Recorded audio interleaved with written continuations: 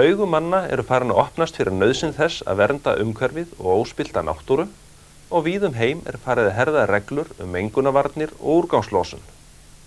Sumstaðar umhverfið þó þegar orðið mjög mengað og jarðvegur og grunnvatn spillt af eiturefnum. En nú mörg iðnríkin farin að snúa vörn í sókn í baráttunni fyrir betra umhverfi og hér sjáum við þýska mynd hreinsun eiturefna úr menguðum jarðvegi.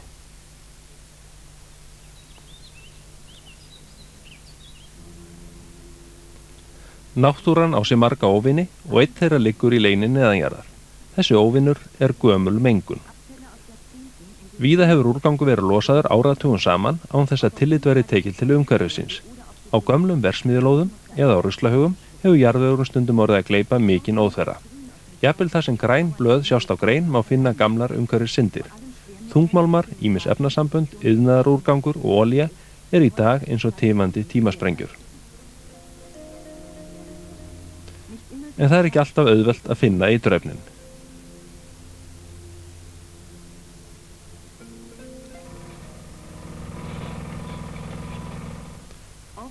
Oft reynist nauðsynlegt að bora eftir jarðvegssýnum eins og hér á lóð niðurrifinna verksmiðju þar sem óttast að eiturefni séu í jörðu. Full vissa eiturefnin fæst aðeins með rannsókn á sýnunum.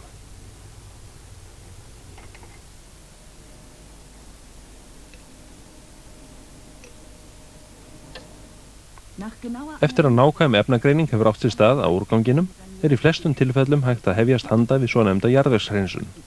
Það umfangsmikil aðgerð til að afeitra jarðveginn.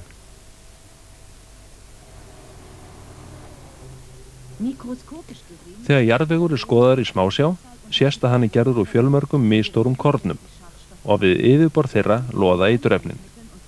Með hreinsiefnum og háum vatnsþrýstingi þessi óhreinindi skoluð úr jarðveginum. Að lokum þvottavatni hreinsað líffræðilega í lokuðu kerfi og leitt síðan aftur inn í hreinsibúnaðinn.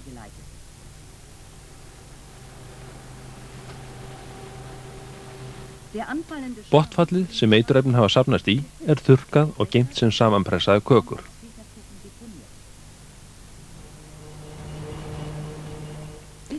Hægt að endurvinna alltaf 85 af 100 mengaðs jarðvegs á þennan hátt og síðan má nýta hann sem hráefni fyrir byggingariðnaðinn til gatnagerðar eða undir járnbrautatina.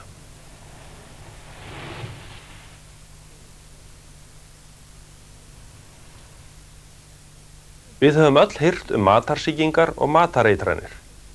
Flestir álíta þó að hættan á slíku sé sáralítil hér á landi og það reyndar rétt að matvæli meðhöndluð betur hér en sumstaðar erlendis. En hættan þó ætíð fyrir hendi og eins má nefna að bakteríur, eins og til dæmis salmonella, virðast vera orðnar algengari hér á landi en áður fyrr. Hér kemur stutt mynd varasamar bakteríur í matvælum. Við borðum til að lifa, en fæðan getur stundum verið lífshættuleg þegar hún menguð. Á hverju ári veikjast milljónir manna og margir láta lífið vegna matarsýkinga og matareitrana. Mesta hættan af völdum baktería í matnum. Algengust þeirra baktería sem heitir salmonella. Oftast berst hún með eggjum. Áður fyrir var talið nóg að þvo eggin til að fjarlægja salmonelluna af skurninni. En sumir vísindamenn halda því fram að bakterían hafi breytt sér og nú sé erfiðara að halda henni í skefjum. Joseph Madden, starfsmaður bandarísku hollustuverndarinnar, heldur því fram að stökkbreyting hafi orðið á salmonellu enteritis, þannig hún lifi nú auðveldlegar í hænsnum. Hún geti nú tekið sér bólfestu í eggjastokkum hænunar og eggin innihaldi því bakteríurnar. Þannig hafi þetta ekki verið áður. Salmonella fjölgar sér við stofuhita þannig að egg ætti alltaf að geyma í kæli. Helsta leiðin til að drepa salmonella hiti og egg ætti að sjóða, steikja eða baka vel. Matur sem inniheldur hrá egg getur verið varasamur. Hættulegasta örveran í mat sperðilsýkillinn svonefndi sem framleiðir taugaeitur sem getur valdið öndunarlömun og dregið fólk til dauða. Sperðilsýklarnir í jarðvegi allan heim og má finna þá á flestum matvælum bæði úr jurta- og dýraríkinu. Þessi sýklar finna sér sífellt nýtt umhverfi til að vaxa í og því getur verið erfitt að hafa heimil á þeim. Sem dæmi má nefna að laukur var talinn draga úr fjölgun baktería. En þegar laukur settur í olíu, minnkar súrefnið í honum og þá skapast ákjósanleg skilyrði fyrir þessa bakteríu.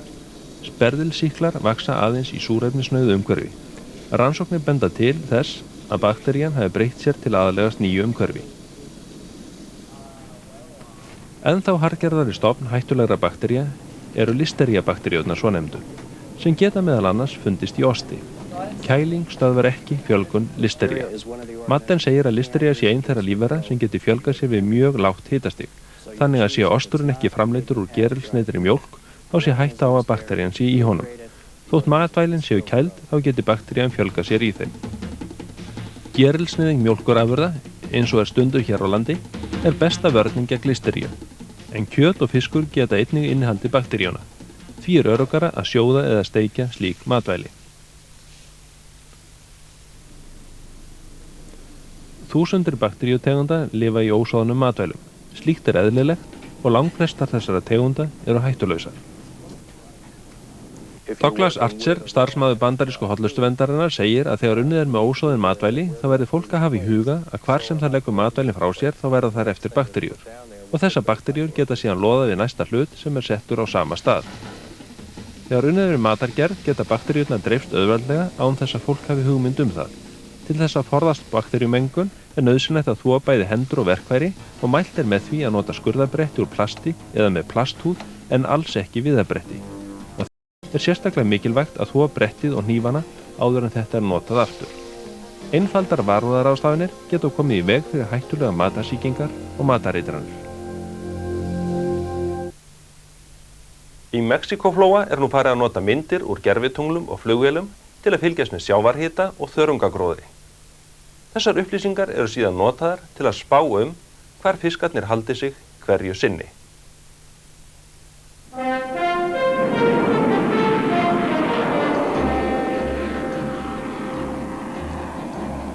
Langt skeið hafa vísindamenn notað flugvélar og gervihneti til að taka loftmyndir af jörðinni með ýmsum upplýsingum. Þessi tækni ekki nein nýjung lengur, en sífellt þó að bætast við nýjir notkunarmöguleikar hennar.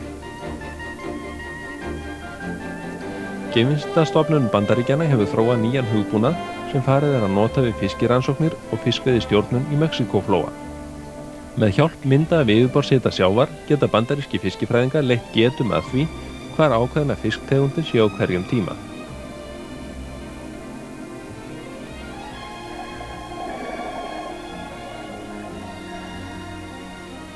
Þetta kemur að sérstaklega góðu gagni fyrir vísindamenn sem starfa borð í rannsóknarskipum eins og þessu sem heitir Chapman. Á þessum slóðum eru fiskveiðar mikilvægur atvinnuvegur og upplýsingar sem fást í þessum rannsóknarleiðangrum eru síðan notaðar til að ákveða veiðiheimildir. Sjávarhitakortin hægt að kalla fram á einkatölvu borð í skipinu. Þau auðvelda fiskileitina og þar með hægt að taka fleiri sýni á skemmri tíma. Skemmri leitartími sparar auk þess vinnu og eldsneyti. Og skjótari gagnasöfnun gerir það verkum að veiðiheimildirnar sem síðar eru ákveðnar verða raunsærri. Þegar breytileikinn í hitamynstri sjávar of lítill eða óljós til að hægt sé að kortleggja hann greinilega, notuð í staðinn sérútbúin leðarþota til að mynda grænþörungana í yfirborðinu. Á þessum myndum hægt að sjá óbeint sömu skilin og notuð til að átta sig á staðsetningu fiskana. Þessi tækni nú komin á almennan markað og meðal annars notuð af smábátaeigendum til að finna fisk. Bátseigandinn Mike Frenette segir að með þessum upplýsingum gefist meiri tími til að veiða og minni tími fari í happa og glappa aðferðina við fiskileitina. Skemmri leitartími myndi einnig spara stærri fiskveiðiskipum stórar upphæðir í olíukostnað, sparnaður sem ætti meðal annars að geta komið fram í lægra fiskverði. Og hagfræðingurinn John Brooks virðist trúa því að hættan á ofveiði muni ekki aukast. Hann segir að meðan að eftirspurn sé, þá muni sjómenn eyða tíma, erfiði og olíu í að finna fiskana. Og lífsviðurværi sjómannanna byggist á veiðum til langs tíma en ekki bara á því að fylla skipið í dag. Það sé almennum skilningur á því í flotanum að hér séum stórkostlega náttúruauðlind að ræða og það beri að vernda hana.